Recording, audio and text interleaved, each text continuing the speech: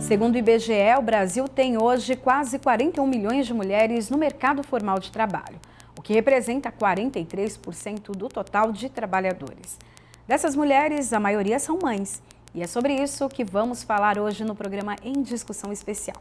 Os desafios das mães no mercado de trabalho. Para essa conversa, eu recebo a Cássia Lima, que é fundadora da ONG Somos Mães. Seja bem-vinda aqui à Rede Alesp. Muito obrigada pelo convite, é um prazer participar. Bom, eu queria que você explicasse primeiro um pouquinho da ONG, né? E falar um pouquinho das demandas que as mulheres, as mães, acabam enviando para vocês por conta dessa volta ao mercado de trabalho. Esse é um tema sempre de grande discussão para a gente, né? Presencialmente ou virtualmente, esse é um tema que gera muito engajamento. Então, sempre que a gente aborda isso, falando dos 4 meses e da volta ao trabalho, das dificuldades de deixar o filho aos cuidados de uma terceira pessoa, seja uma creche, seja avó, isso gera uma ansiedade muito grande nas mães, uma dor realmente de separação e a falta de ritmo, né? Porque ela ficou 4 meses focada num ritmo e agora ela tem que voltar ao ritmo de trabalho que nunca mais vai ser o mesmo de quando ela não era mãe.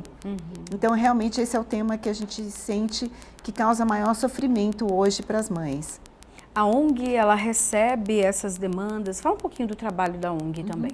A gente recebe demandas de diversos tipos, né?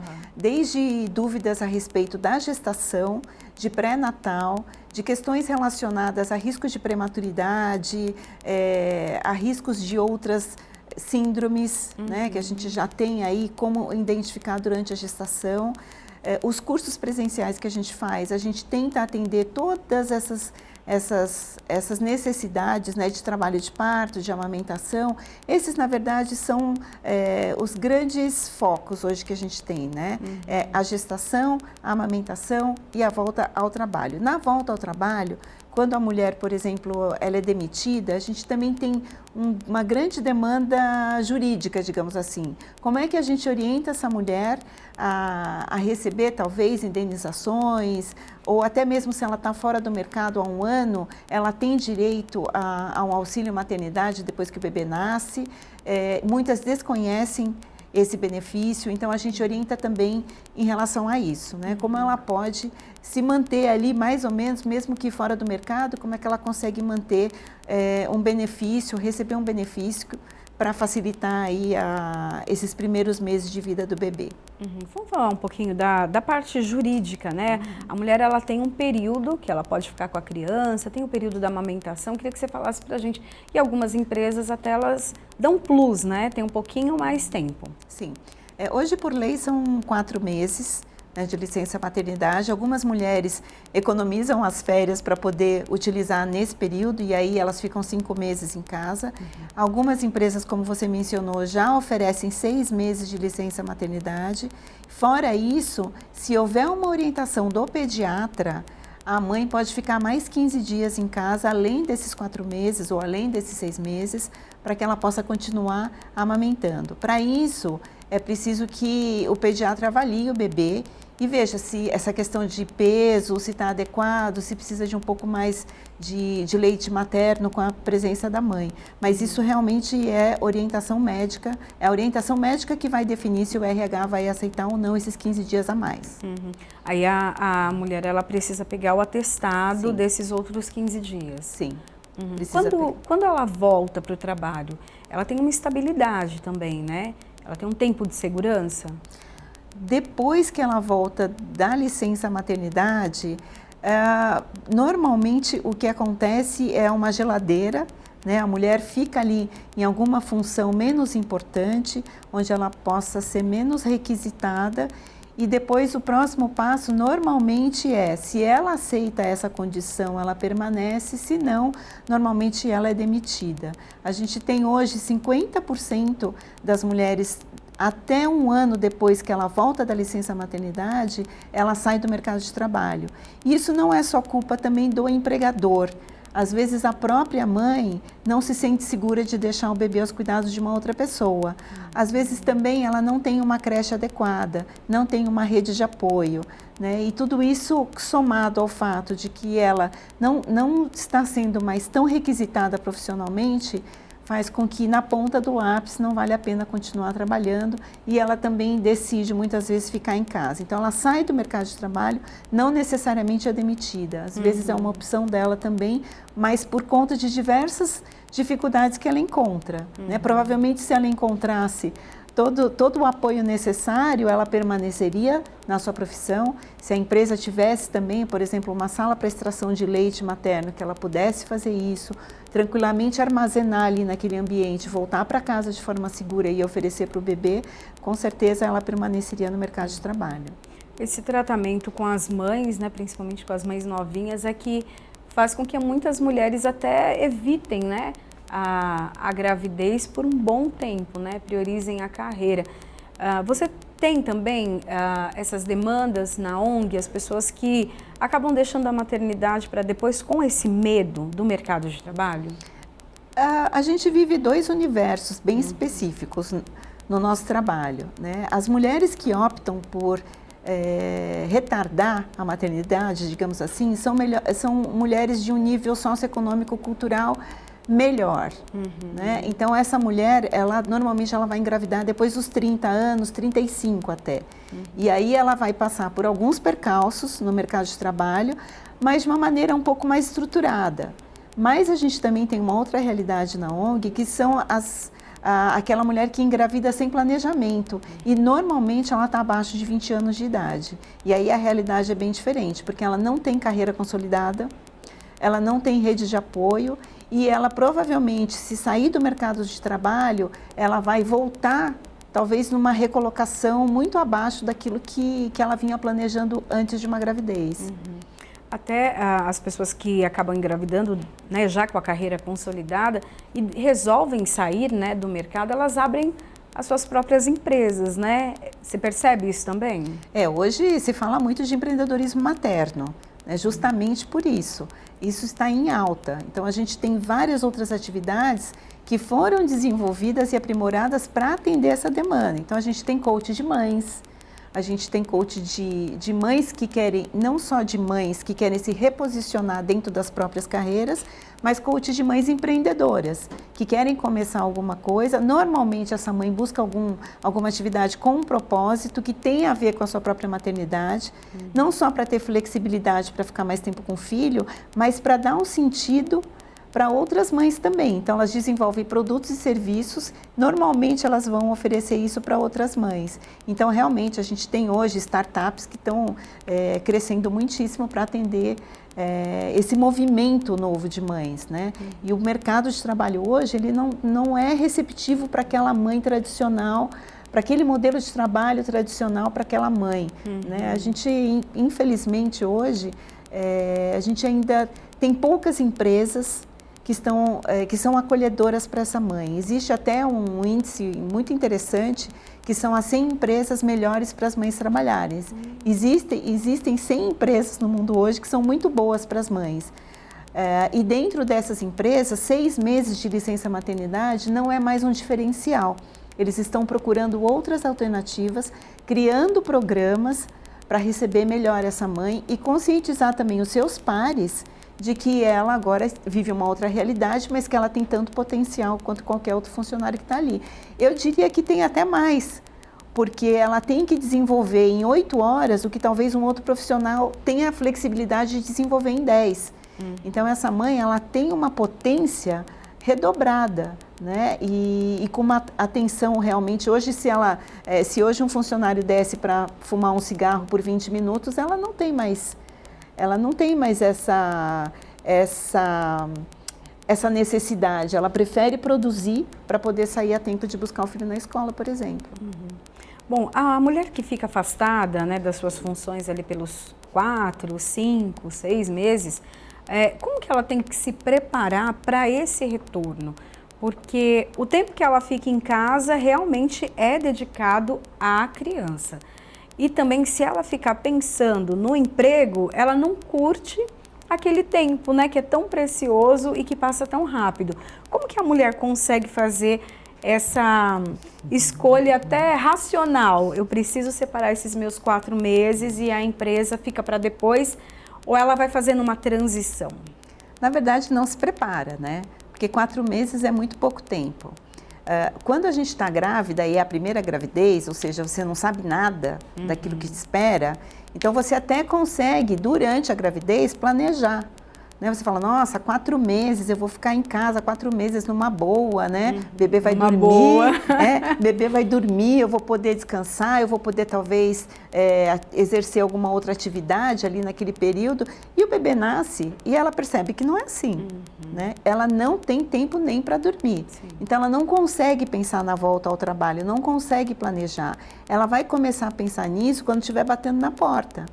Então, 3 meses e meio, ela já começa a ficar, opa, daqui a 15 dias, daqui a 20 dias eu vou ter que voltar, o que eu vou fazer? Vou armazenar o meu leite, vou colocar numa creche, vou deixar com a avó, e aí começa a criar uma angústia muito grande, porque ela realmente não se preparou, e provavelmente quando ela vai voltar, não só ela vai sofrer, como ela vai sentir também que a criança não está plenamente feliz, né? Com 4 meses, uma criança precisa ficar com a mãe. É diferente de uma criança com 1 ano, 2, 4 anos, que já está, de certa forma, um pouco mais independente, mas com 4 meses a criança nem senta. Então, como é que você vai deixar o seu bebezinho que nem senta aos cuidados de uma outra pessoa? Não tem coração que aguenta, né? Difícil aguentar isso. Algumas empresas têm até adaptado o trabalho para que a mulher faça home office, né? Então, alguns dias ela trabalha em casa, tendo a criança do lado. É uma tendência?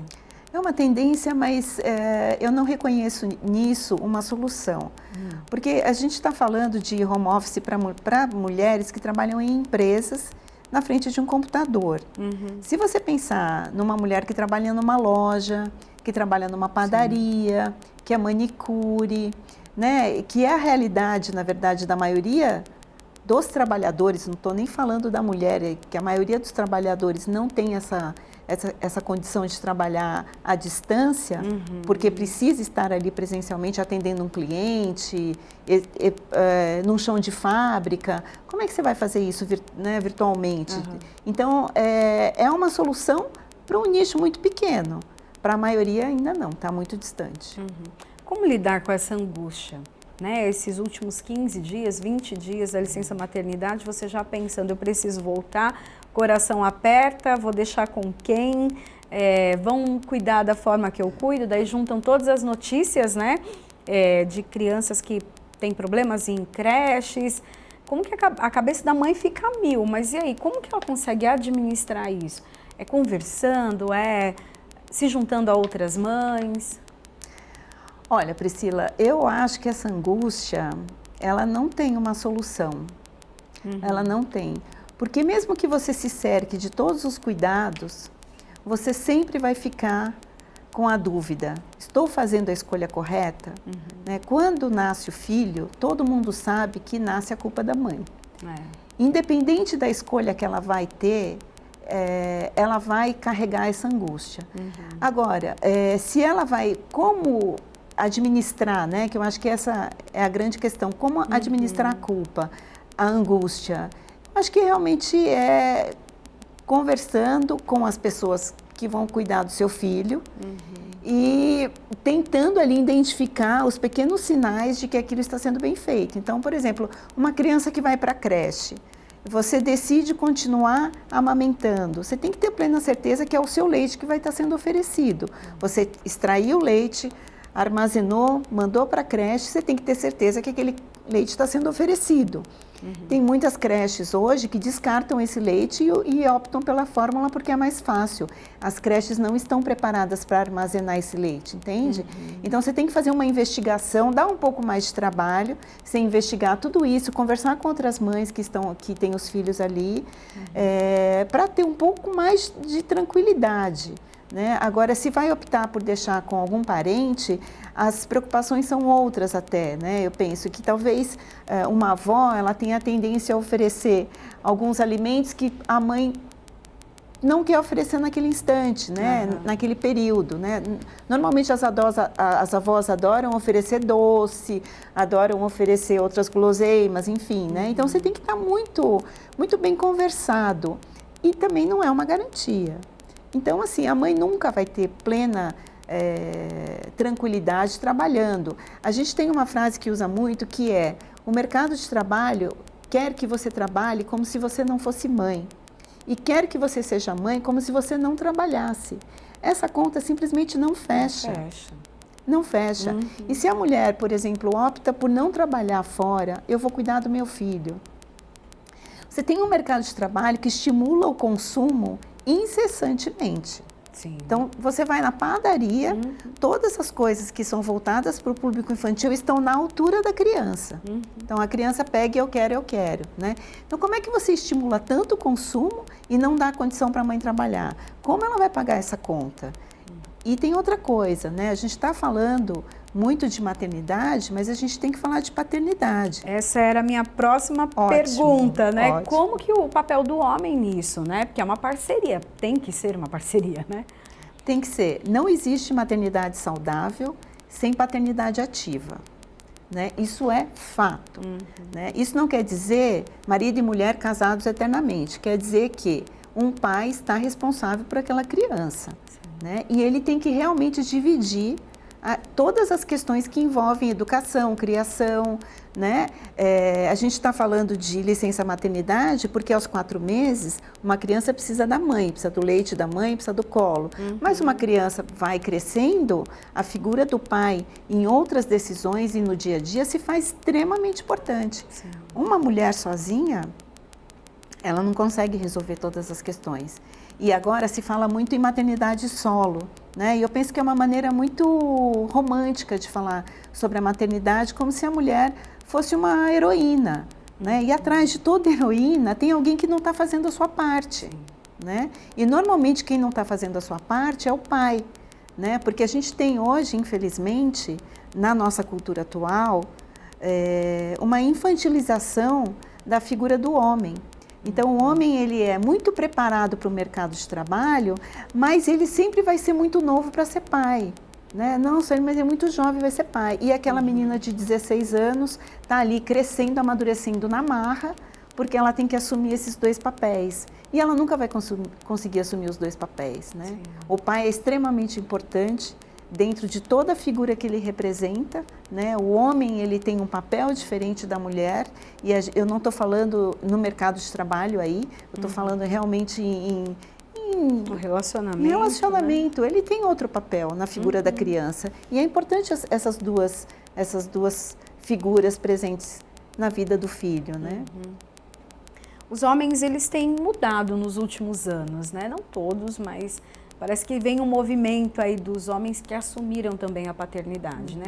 E conseguem dividir o tempo com os filhos, o cuidado, o banho, dar a comida, porque realmente é desgastante trabalhar o dia inteiro, ainda depois chegar nessa outra função de cuidar da criança, você não consegue cuidar até emocionalmente, né? Porque tem tantas demandas, os pais ajudando com a lição de casa, isso não os deixa menos homens, né? Pelo contrário, né? Eu acho que aí é o super-homem, né?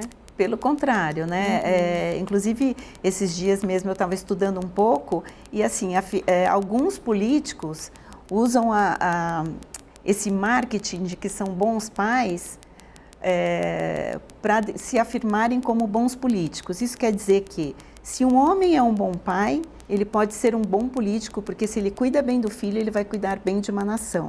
E fico eu aqui pensando, que dirá uma mulher, né? Se um homem ele vai ser um bom líder nacional, porque ele é um bom pai, que dirá uma mulher, né? Então a gente também precisa equalizar isso. Esse pai herói porque ele divide as funções com a mãe, que dirá a mãe, né? Que dirá a mãe, que a maioria das mulheres hoje, infelizmente, ainda assumem a maternidade sozinha. Esses homens estão aumentando, existem muitos homens que fazem movimentos muito interessantes. A gente conhece, dentro da ONG mesmo Somos Mães, a gente tem alguns casos de homens que abriram mão da vida corporativa para cuidar dos filhos, mas são raros. Sim.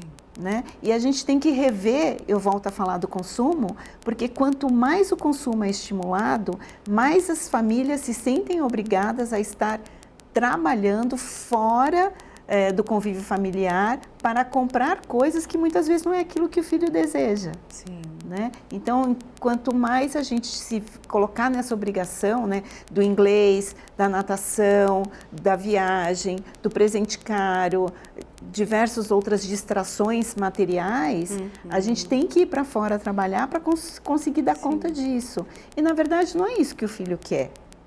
Né? O filho vai querer isso quando está faltando aquilo que é mais importante para ele, que é o vínculo familiar.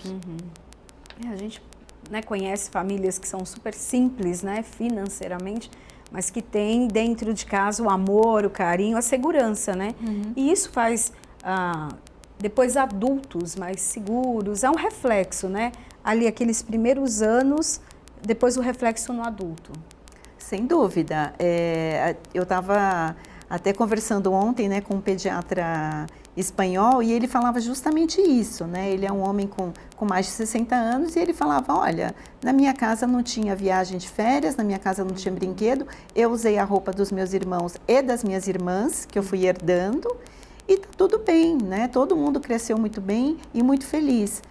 Por isso que a gente precisa rever esse modelo, né? Então, por exemplo, o seu filho é mais importante do que o dinheiro? Todo mundo vai responder, sim, o meu filho é mais importante do que qualquer dinheiro do mundo. Né? Então, por que você não pode parar de trabalhar por causa do seu filho? Né? A gente não está falando de viver de uma forma miserável, né? Eu vou ficar, até porque você não vai conseguir dar o mínimo necessário para esse filho. Mas, se você pode reduzir o seu tempo de trabalho, por que não fazer isso para criar essa criança de uma forma mais vinculada e economicamente mais viável para o mundo? Porque há estudos que dizem, estudos americanos que dizem que se você criar esse vínculo nos primeiros 1000 dias da criança, economicamente ela é mais viável para o mundo. É uma criança que vai ser menos doente, uma criança que vai ser menos violenta. Portanto, você não precisa ir investir em hospitais e segurança pública, porque vai ser uma criança mais centrada, digamos assim, e uma criança que vai aprender com mais facilidade. Então, você percebe que essa atenção plena ao filho, ela vai gerar economia para o seu país. E esses estudos americanos, inclusive, que é um país que nem tem licença maternidade,